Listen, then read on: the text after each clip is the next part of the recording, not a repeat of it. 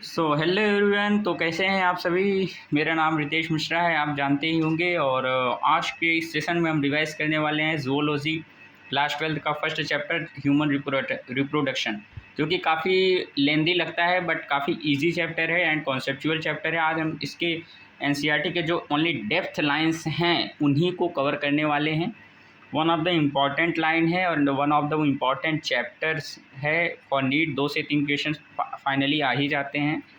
तो बिना देरी के हम स्टार्ट करते हैं ह्यूमन रिप्रोडक्शन के डेप्थ लाइंस ऑफ एनसीईआरटी को। तो आपको क्या करना है, अगर आपने एनसीईआरटी को हाईलाइट ऑलरेडी किया है तो आपको एनसीईआरटी लेके बैठना है और उसमें मैचिंग करना है। जो लाइंस आपसे छूट गया है उसको हाईलाइट कीजिए एंड जो लाइन आप ऑलरेडी हाईलाइट किए उस पर स्टार मार्क जरूर कीजिएगा।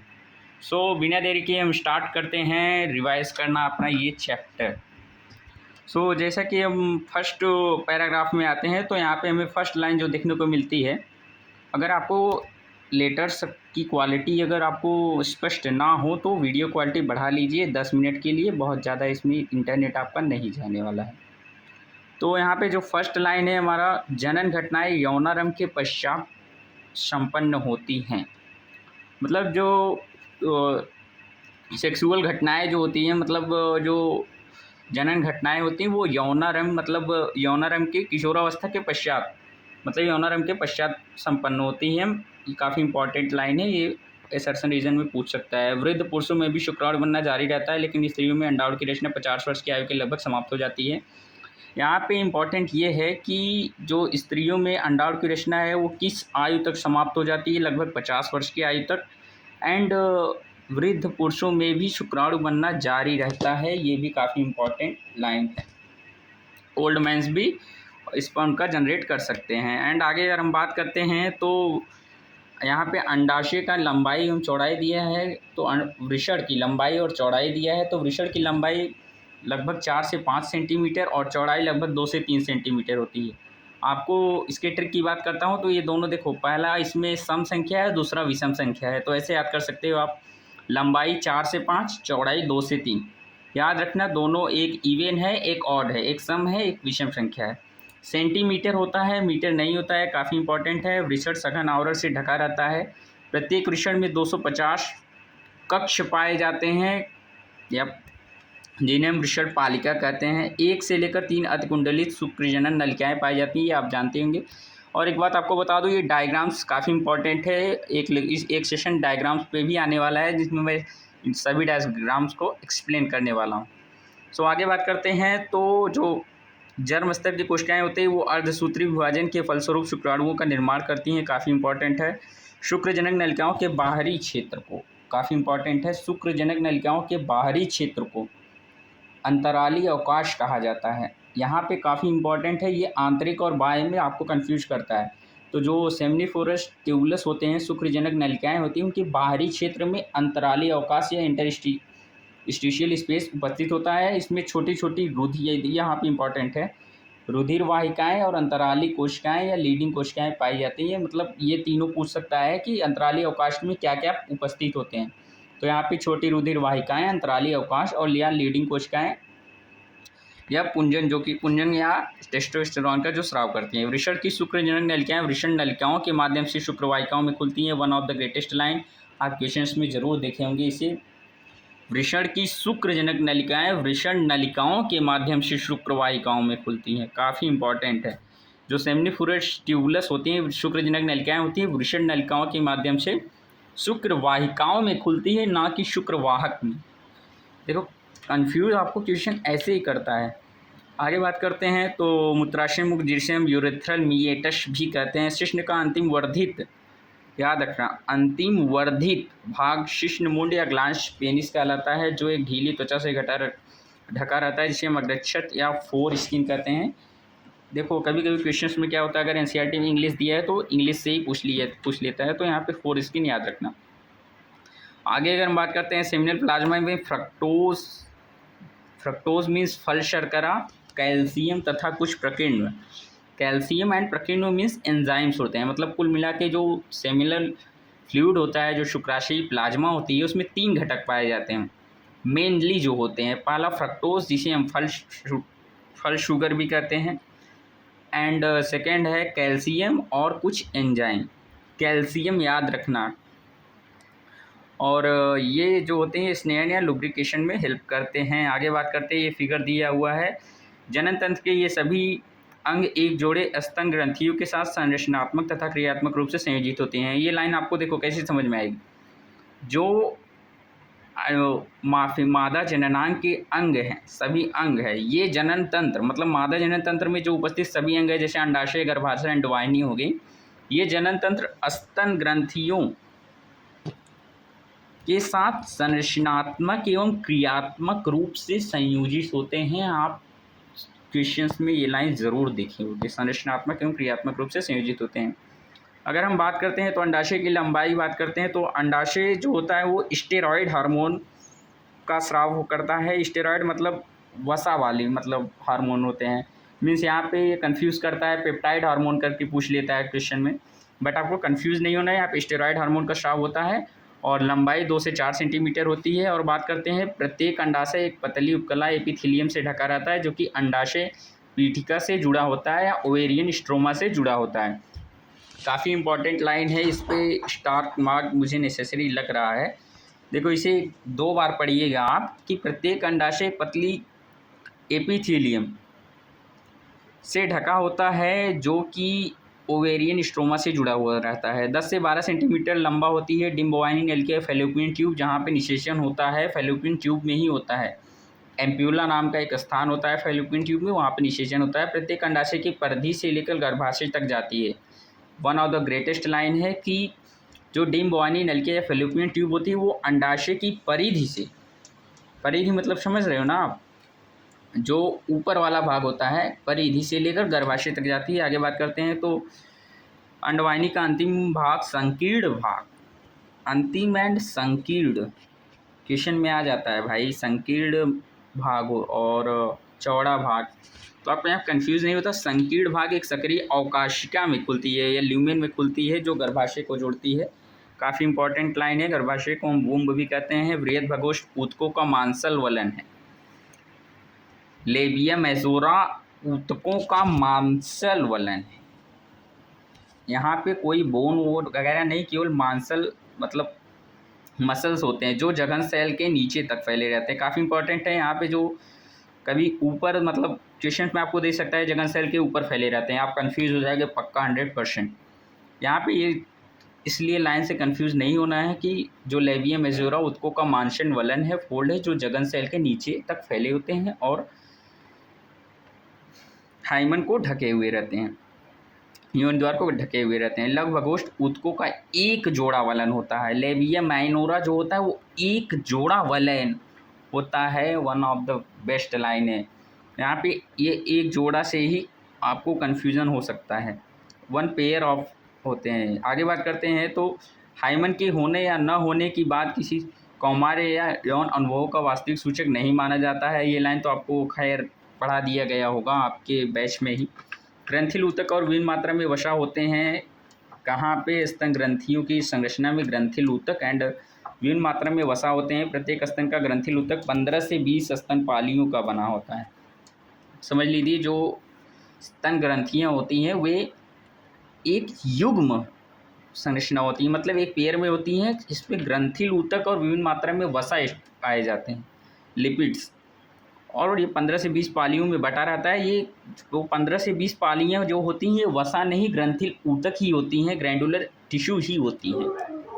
आगे बात करते हैं तो अपरिपक्व नरजन्म कोशिकाएँ जो होती हैं वृषण में, इन्हीं से शुक्राणु उत्पन्न होते हैं। परिपक्व नहीं अपरिपक्व नरजन्म कोशिकाएँ, याद रखना काफ़ी इंपॉर्टेंट है। आगे बात करते हैं शुक्रजनक नलिकाओं की भीतरी भाग में उपस्थित शुक्राणुजन समसूत्री विभाजन द्वारा संख्या में वृद्धि करते हैं। देखो जो स्पर्म का फॉर्मेशन करते हैं मतलब शुक्राणु का निर्माण करते हैं वो अर्धसूत्री विभाजन द्वारा करते हैं, लेकिन जो अपने संख्या में वृद्धि करते हैं वो माइटोसिस मीन्स समसूत्री विभाजन द्वारा करते हैं। काफ़ी इंपॉर्टेंट लाइन है, आप हाईलाइट ज़रूर कीजिएगा या फिर नोट्स में ऐड कर सकते हैं। अगर हम आगे बात करते हैं तो अग्रपीयूष ग्रंथि, देखिए गोनाडोट्रोपिक रिलीजिंग हार्मोन के स्राव से ही यौनारंभ प्रारंभ होता है और एक अधःचेतक, क्योंकि यहाँ पे हाइपोथैलेमस जो होता है उसका एक अधःचेतक नाम दिया है, ये आपको कंफ्यूज कर सकता है क्वेश्चंस में, याद रखना। अंग्रपीयूष ग्रंथि से पर कार्य करता है, जो पीत पीडंकर ल्यूटिनाइजिंग हार्मोन एंड पुटिका उद्दीपक फॉलिकल स्टिमुलेटिंग हार्मोन एफएसएच का स्राव करता है। और यहाँ पे ये इंपॉर्टेंट लाइन है भाई, कई बार पूछ भी लिया गया है और पूछेगा भी। एलएच लीडिंग कोशिकाओं पर कार्य करता है, जो पुंजन एंड्रोजन के संश्लेषण के उद्दीपित करते हैं। मतलब ल्यूटिनाइजिंग हार्मोन लीडिंग कोशिकाओं पर कार्य करता है। अगर इसके शॉर्टकट की बात करता हूँ, एल से एलएच, एल से लीडिंग, और जो पुंजन हो मीन्स एंड्रोजन, जो यार इसे हम टेस्टोस्टेरोन भी कह सकते हैं, का स्राव उद्दीपित करता है। एफएसएच सर्टोली कोशिकाओं पर कार्य करता है एंड यह कुछ घटकों के स्राव को उद्दीपित करता है, जो शुक्राणुजनन प्रक्रिया में सहायता करते हैं। ये लाइंस काफ़ी इंपॉर्टेंट हैं। आगे बात करते हैं तो पुरुष सहायक नलिकाओं में ग्रंथियों के वृषण को वृषण हार्मोन बनाए रखता है। पुरुष की सहायक नलिकाओं और ग्रंथियों के कार्य को वृषण हार्मोन एंड्रोजन बनाए रखता है, काफ़ी इंपॉर्टेंट है। जन्म के बाद अंडजननी की निर्माण और वृद्धि नहीं होती है, ये स्टार मार्क लाइन होना चाहिए कि जन्म के बाद अंडजननी मतलब उगोनियस का ना तो फॉर्मेशन होता है और ना ही उनकी वृद्धि होती है। आगे बात करते हैं, एक प्रक्रिया द्वारा इन पुटकों की भारी मात्रा में जन्म यौनारंभ का तक ह्रास होता है, वही उगोनिया का ह्रास होता है। यौनारंभ के समय प्रत्येक अंडाशय में केवल 60 से 80 हज़ार प्राथमिक पुटक ही शेष रहते हैं। इंपॉर्टेंट है, यहाँ पे प्राइमरी जो फॉलिकल्स होते हैं वही शेष रहते हैं, वो 60 से 80 हज़ार होते हैं। ये आपको याद होंगे आई होप, क्योंकि आपने अच्छे से कवर किया होगा चैप्टर को।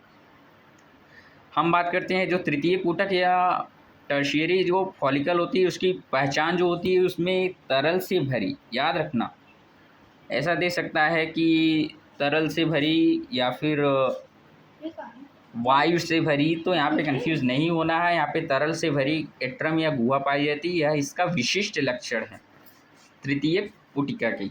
आगे बात करते हैं, द्वितीय कंडक अपने चारों ओर एक नई झिल्ली का निर्माण करते हैं, जिसे पारदर्शी याद रखना, मैम ने पारदर्शी नहीं बताया अपने बैच में, पारदर्शी आवरण जोना पेलिसोडा जिसे हम कहते हैं। और यहाँ पे याद काफ़ी इंपॉर्टेंट है, एक चीज़ आपको बता देता हूँ, जो एस्ट्रोजन और प्रोजेस्टेरॉन के ग्राफ में बहुत लोग कन्फ्यूजन हो जाते हैं। जो एस्ट्रोजन वो 2 बार बढ़ता है, प्रोजेस्टेरॉन 1 बार बढ़ता है। एस्ट्रोजन जो होता है वो पुटिकाओं मतलब जो पुटिकाओं की वृद्धि होती है उनसे भी बढ़ता है और अंडोत्सर्ग के दौरान तो बढ़ता ही है। एंड जो वर्धन जो पीत पिंड होती हैं, मतलब यार क्या कहते हैं इसे, ल्यूटियम्स, कार्पस ल्यूटियम होती है, उनसे दोनों का स्राव होता है, एस्ट्रोजन एंड प्रोजेस्टेरॉन।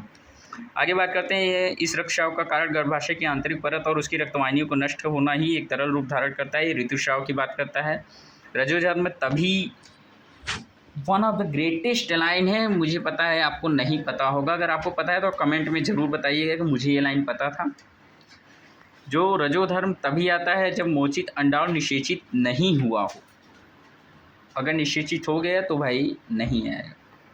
प्रचुरोद भवन की बात करते हैं, प्लोरिफिकेशन की बात करते हैं, तो गर्भाशय के अंतःस्तर पुनः पैदा होता है, मतलब पुनः उसका निर्माण होता है। और यहाँ पे देखिए काफ़ी इंपॉर्टेंट लाइन है, इसलिए यहाँ पे बहुत सारे हाईलाइट हो चुके हैं लाइंस।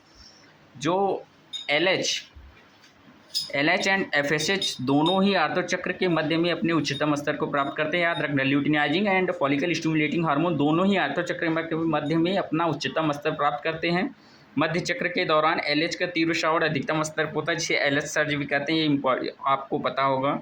आगे इंपॉर्टेंट लाइन की बात करते हैं, पीत पिंड। यहाँ पे देखिए, जो कार्पस ल्यूटियम भारी मात्रा में प्रोजेस्टेरॉन का स्रावी करता है, जो गर्भाशय अंतःस्तर को बनाए रखने के लिए आवश्यक है, इसी कारण से यह आर्तो चक्र नहीं आने देता है। आगे बात करते हैं निषेचन व अंतरोपण में, तो अगुणित जो डिम्बाणु प्रसूया वो टीड्स होते हैं, वे अगुणित अंडाणु बनाते हैं, हैप्लॉइड। आगे हम बात करते हैं 50% शुक्राणु में स्पर्म्स में एक्स लिंग गुणसूत्र होते हैं एंड 50% में वाई होते हैं, आपको पता होगा। एंड बात करते हैं तो समसूत्री विभाजन विदलन क्लाइवेज की शुरुआत तब होती है जबकि युग्मनज अंडवाहिनी के संकीर्ण पथ से गर्भाशय की ओर बढ़ता है। आगे बात करते हैं पोषकोरक, वही ट्रोपोब्लास्ट, समझ में आ रहा है कि नहीं आपको, ये भी बताइएगा आप। जो पोषकोरक स्तर गर्भाशय अंतर से संलग्न हो जाता है और अंतर कोशिका समूह भ्रूण के रूप में अलग या विभेदित हो जाती है। संलग्न होने के बाद गर्भाशय कोशिकाएं तेजी से विभक्त होती हैं और कोरक पुटी में आवृत हो जाती हैं। मीन्स पहले जो ट्रोपोब्लास्ट पोषकोरक होता है वो अंतर गर्भाशय में संलग्न होता है, उसके पश्चात कोरक पुटी आपको आवरण, मतलब जो अंतः स्तर में कोशिकाएं जब कोशकोरक जो होता है अंतःस्तर में जब धंसता है उसके बाद उसके ऊपर आवरण बनना स्टार्ट होता है। ये काफ़ी इंपॉर्टेंट लाइन है, ये यहाँ पे क्वेश्चन आ सकता है सर्सन रीजन में। आगे बात करते हैं तो सगर्भता का भ्रूणी परिवर्तन। भ्रूण के अंतरोपण के पश्चात कोशकोरक पर अंगुली जैसी संरचनाएं दिखती हैं जिन्हें जरायु अंकुरक भी कहते हैं। आगे अगर हम बात करते हैं तो जरायु अंकुरक गर्भाशयी ऊतक के साथ अंगुली युक्त इंटरडिजिटेटेड हो जाते हैं। संयुक्त रूप से परिवर्तनशील भ्रूण और मातृ शरीर के साथ एक संरचनात्मक one of the greatest line यहाँ पे संरचनात्मक एवं क्रियात्मक इकाई को गठित करते हैं, ना कि केवल संरचनात्मक एंड क्रियात्मक बोथ दोनों को गठित करते हैं, मतलब दोनों का निर्माण करते हैं। आगे बात करते हैं तो अपरा एक नाभि रज्जु द्वारा जुड़ा रहता है भ्रूण से। आप जानते हो जो भ्रूण होता है वो एक नाभि रज्जु द्वारा अपरा से जुड़ा रहता है और सभी आवश्यक खाद्य पदार्थों का और उत्सर्जी पदार्थों का यहाँ से आवागमन होता रहता है। आगे बात करते हैं तो सगर्भता के उत्तरार्ध मतलब समापन, उत्तरार्ध मतलब समापन होता है, याद रखना। समापन की अवधि में अंडाशय द्वारा रिलैक्सिन नामक एक हार्मोन स्रावित किया जाता है।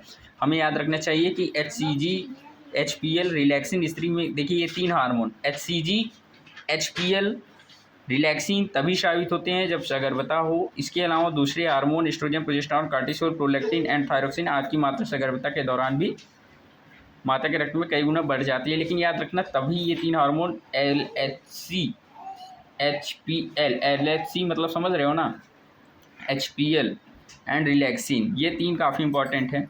अगर हम आगे बात करते हैं तो इम्पॉर्टेंट लाइन की ये तीनों ही स्तर वयस्कों में सभी ऊतकों के अंगों का निर्माण करते हैं। वही अंतःजनन स्तर, बाह्यजनन स्तर और मध्यजनन स्तर की बात करते हैं। जन्मनाल द्वारा बाहर आते हैं। One of the greatest line है कि माँ के गर्भाशय से जन्मनाल द्वारा बाहर आता है और शिशु के जन्म के तुरंत बाद ही अपरा भी गर्भाशय से बाहर निकल जाता है। One of the greatest line है, पूछ सकता है आपसे कि बर्थ के साथ जो अपरा प्लेसेंटा होता है वो भी साथ में निकल जाता है। प्रथम स्तन या कोलेस्ट्रम या खीस कहते हैं इसे, आप जानते ही होंगे, जिसमें क्या पाया जाता है प्रोटीन, आप कमेंट में बताइएगा। IG, चलो मैं ही बता देता हूँ, IgA पाया जाता है, ना कि IgG। ओके, आगे बात करते हैं तो फाइनली हमारा चैप्टर फिनिश हो गया है। थोड़ा इसमें टाइम लग गया बट काफ़ी इंपॉर्टेंट लाइंस को ही हमने कवर किया है। स्त्री को ये स्तन ग्रंथियाँ उसकी एक गौण लक्षण, वही भाई सेकेंडरी मतलब लैंगिक लक्षण अभिलक्षण है। फाइनली हमारा चैप्टर फिनिश हो गया है। तो आप ज़रूर बताइएगा ये सेशन कैसा रहा है और आपको सीखने को मिला या नहीं। और आप कमेंट नहीं करते हैं, आप कमेंट ज़रूर कीजिए करिए, ताकि अगर कोई इम्पॉर्टेंट लाइंस हों या फिर कुछ इम्प्रूवमेंट करना हो तो उस पर भी काम किया जाएगा। और नेक्स्ट चैप्टर के लिए आप कमेंट कीजिएगा कि आपको नेक्स्ट चैप्टर में किस चैप्टर की NCERT आप चाहते हो। एंड सेकेंड थिंग, एक पहले आप नोट्स को रिवाइज कीजिए, देन आप इस लेक्चर को अटेंड कीजिए। 18 मीन्स मतलब 17 मिनट का लेक्चर है।